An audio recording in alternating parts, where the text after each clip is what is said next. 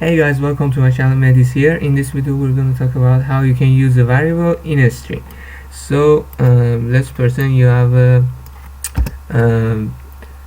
application and you want username, age and job, and you want to print it in a string. So you should have a string and you write your name is. For using this option, you should write curly brackets, and in the middle of them you use a placeholder. The placeholder is optional word. We write name and your age is, we write age,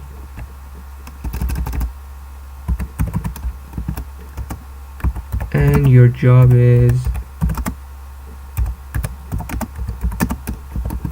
job. So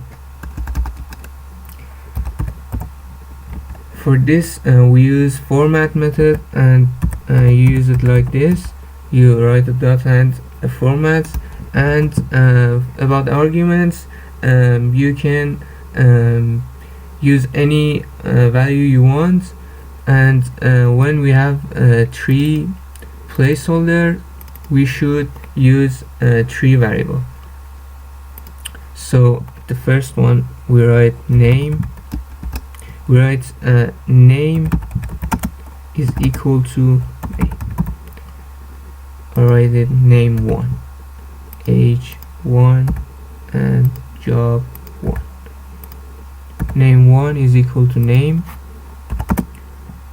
Job 1 is equal to job, and age 1 is equal to age.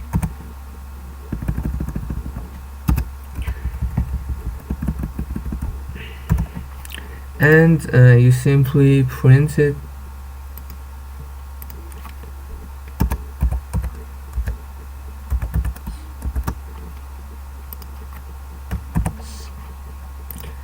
You print your information and you get your results.